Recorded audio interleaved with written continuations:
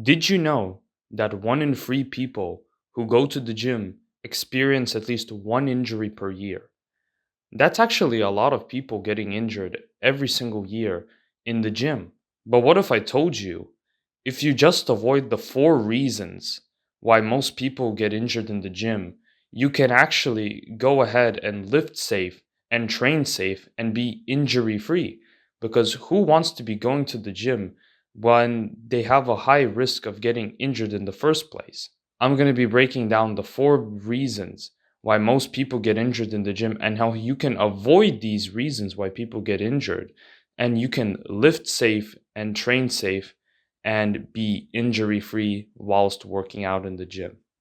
My name is Cal Kurz, and I've been training weightlifting and calisthenics for over 3 years. And I've got a pretty decent physique out of it. And my goal is to help people level up their fitness and make fitness more enjoyable for them so they can start being more consistent in the gym and increase their performance.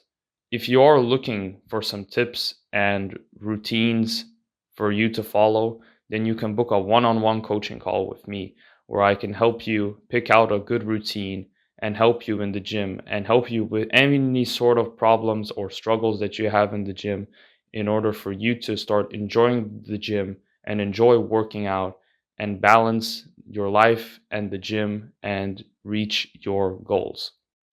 The first reason why people get injured in the gym, it's actually way before they even start lifting the weight.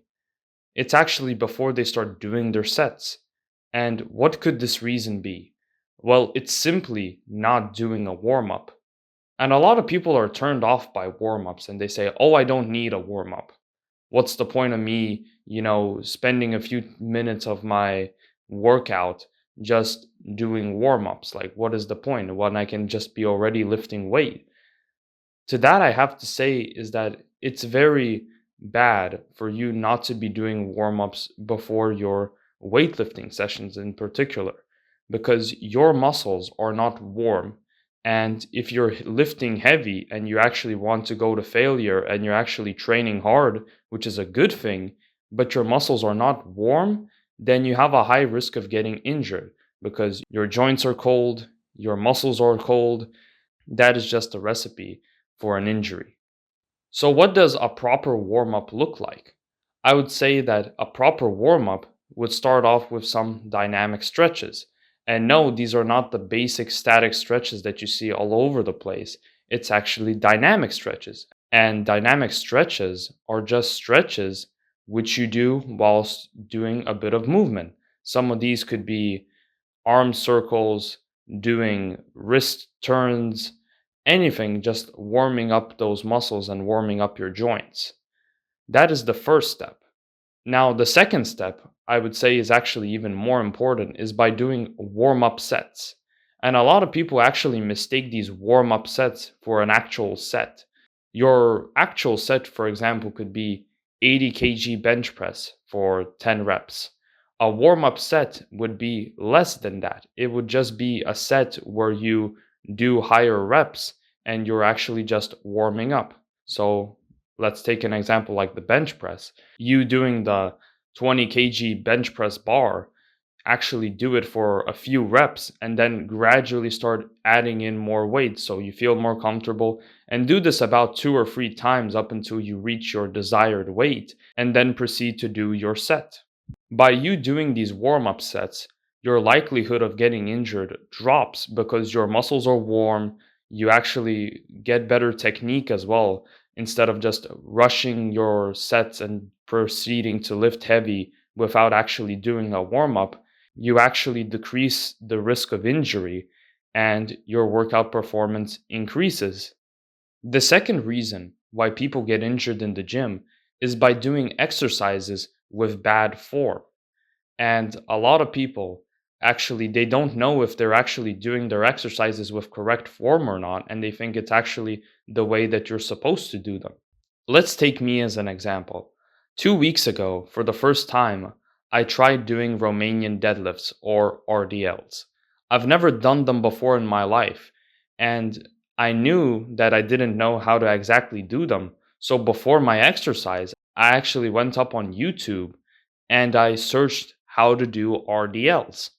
And I watched a video explaining how to do RDLs, and I started off with lower weight, trying to get more comfortable with the exercise and the movement. And then guess what? I started doing my proper sets with RDLs, and then I knew how to perform them well. But most people, they actually don't do this, and they rush to do their exercise with big weights, and they're not familiar with the movement, and then they get injured. So, if you're doing an exercise which is new, or even if you have been doing some exercises for some time, it's actually good to actually search up online or go up to somebody in the gym and ask them, hey, how do I do this exercise? And they will be more than happy to help you. But if you have nobody that's around that knows how to do your exercise, just simply going up online and searching, how do I do X exercise? Watching a 2-minute video, and then all of your thoughts and questions will be answered, and you will know how to do this exercise. But first, you have to start off slow and start off with lower weight. And when you get comfortable, then you can proceed to add on more weight and do your proper sets. The third reason why people get injured in the gym, it actually goes along with the second reason, and it is ego lifting. Because when you're ego lifting, you actually start breaking your form, and then you're more likely to get injured. But what exactly even is ego lifting? And some people actually think it's a good thing. Well, ego lifting is basically you lifting weight which you cannot handle. And when you lift weight when you can't handle it, you start breaking the form or you start half repping. And that decreases your hypertrophy and your strength. So you're not making progress in either, and you're just pleasing yourself and your ego. So if anybody out there is ego lifting, you should be lowering the weight and actually doing exercises with at least decent form instead of trying to lift weights which you can't handle just to try and impress somebody when nobody cares. And you're just trying to please yourself. And the fourth and final reason why people get injured in the gym, which actually isn't talked about much online as I've seen, it's actually overtraining. Because when you're overtraining, your muscles are overly fatigued and your joints are overly fatigued, and you're more likely to get injured in the gym. But how do you exactly know if you're overtraining? Well, the symptoms vary from person to person, but most people experience these same symptoms, such as low energy in the gym, brain fog, headaches, just feeling weak, anything like that. But what should you do if you are overtraining or you are believing that you are beginning to start overtraining is just to simply start implementing more recovery. And what kind of recovery am I talking about? I'm talking about recovery from the gym, recovery after you get back home from your workouts, and actually prioritizing your sleep and sleeping at least 7 to 8 hours minimum, and getting high quality sleep and eating a high quality diet, and actually taking time off of the gym and let your body recover.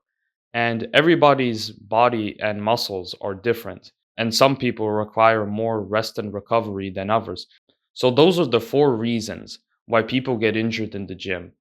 And most of these injuries could be decreased by you just listening to yourself and not going by your ego. If you feel some sort of sharp pain when doing a certain exercise, then you should try lowering the weight or just completely skipping that exercise. If you feel overly sore or you feel overly sick and tired, then maybe it's time to start implementing more rest days. So it all comes down to you and how your body feels and what to do in order to implement more recovery. If you've enjoyed this video, then you most likely would enjoy booking a one-on-one coaching call with me, and I can help you more with one-on-one consultation and help you build your gym routine in order for you to be following it well and for you to enjoy it and enjoy working out and building up your physique and your strength.